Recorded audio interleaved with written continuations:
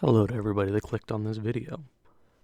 I'm here to bring you the juiciest, the hottest, the most untold Briscoe Park theory out there. This thing is going to give you ridges on the brain. It's going to give you folds on the brain. It's going to give you veins on the brain. That's how deep this theory goes. I'm talking about the Briscoe Park shadow theory. Now, I've done all of the research. I've done all the homework. I got examples.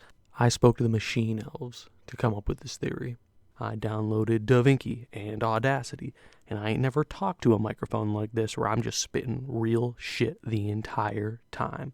Okay, this ain't your average run-of-the-mill spooky eyes in the background. Oh, there's a shadow figure in the house. What does that mean? No. This is where the rubber meets the road. This is the Briscoe Park shadow theory. Now let me set the stage for you, okay? You're watching Briscoe Park. You're doing a full run through, okay? You started tape number 4, okay? Barrel. Things are a little creepy, You just go into a house, it's in the middle of nowhere. You're like, where is this little house on the prairie at, It's spooky stuff. I'll give you that.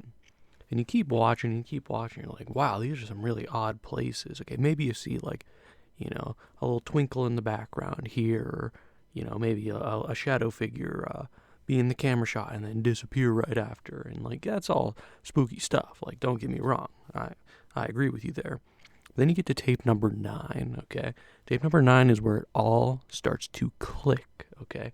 You're watching it and he's out in the woods, you see the 2 red eyes and they're beaming right at the camera and you're like, oh, this is some serious shit going on.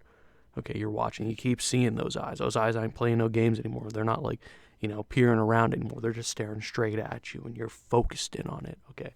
You're like, what the hell are these eyes? That's where it tricks you, okay? That's where you start thinking, okay, that is the big bad in this. That's where all the answers are. What are these eyes? Then you reach the bridge, okay? The bridge is where it really happens, because as our character is walking across the bridge, right? Things look normal. Things are fine. He gets about halfway across the bridge. You see it. You see the bridge a second time in shadows. Not, oh, that's a weird looking shadow being cast by our cameraman. No, there is a second bridge there made out of shadows as soon as he reaches the halfway point. And I hear nobody else talking about it online. And I'm here trying to figure out why. Let's take a look at it real quick. All right, so we're about 3 minutes and 13 seconds into tape 9, right? He's walking across the bridge. You keep going into the video until he hits about that halfway point, right? Now just look above the handrails on this bridge and tell me, what light is our man holding that is casting a shadow onto nothing around? It starts getting real apparent around 3:38, and when he gets to the end of the bridge, he turns around because, like a good video creator, the guy who's making Briscoe Park is good. He doesn't want you to focus too much on it. He wants to keep it hidden. He wants to keep it low key. So he hears a scream coming from behind him, and everybody's like, "Oh my God, what was that scream? That was spooky as shit." No, dude, look at the bridge, okay? Look at what's happening on that bridge. That is a second bridge. Now, you've heard everybody talking about these 3 other dimensions, or 3 dimensions that, whatever binary code was found in the barrel video, is talking about some government operation, and there's psychic people and 3 dimensions we can go through. Yeah, that could be it, but look at the actual evidence we got here, man. That is just the first and biggest sign. Now we can go into the other videos and start looking at it. All right, this next one we're about to look at, this is tape number 5, 6 minutes in. Okay, he's walking across this field, right? He's coming across, looks like some old farming equipment. I ain't a professional when it comes to that kind of stuff. But look at the shadows that it's casting, okay? I don't know about you, but I'm pretty sure that shadows will stretch and shrink and follow the angle of the light that's being cast on them. Now, that is not what these shadows do.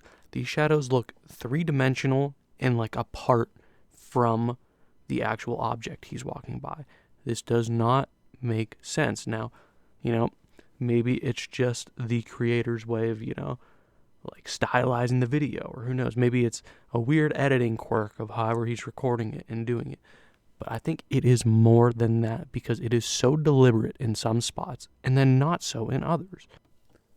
Okay, so a good example place to use would be on tape 5, around 4 minutes 45 seconds, okay? He's walking through the house and there's a flipped over refrigerator laying on the ground, which has a very, like, damn near gigantic shadow casting on its right side, on the top of it, and somewhat to the left side. But also in front of him is a blue door, and the blue door is casting almost no shadow whatsoever, with the light shining directly at it in what can assume to be a completely dark house otherwise. And it's just strange that, the light that he's using will sometimes cast insane shadows, gigantic ones that don't stretch and move and change angles based on like where the light's at. It just kind of stays stagnant right above it. And then sometimes, like on the door, there's no shadow cast at all, and I don't know why.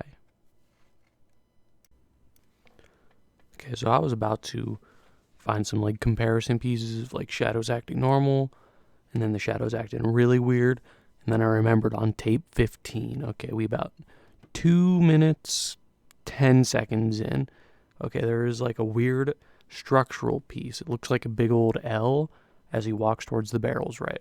Okay, the shadow is sticking out on the right side of it, right?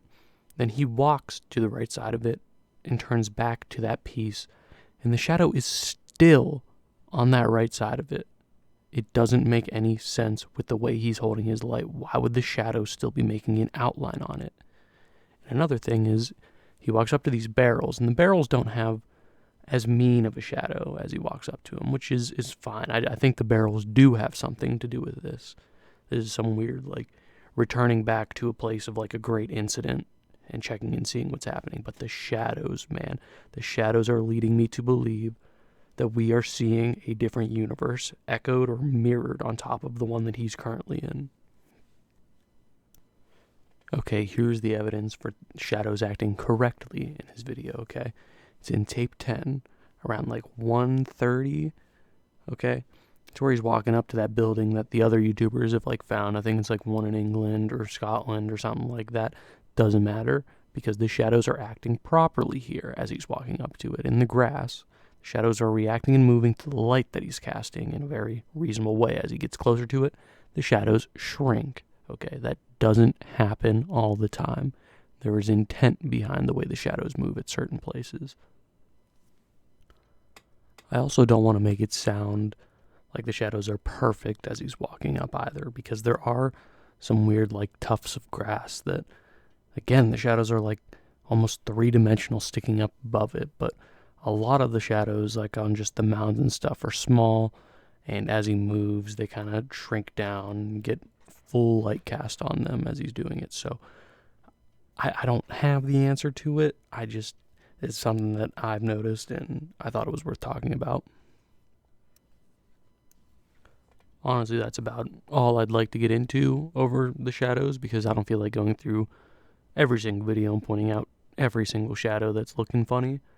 But, when the truth comes out that, the shadows were the first signs of the universe's coming together, the dimensional merger, if you will.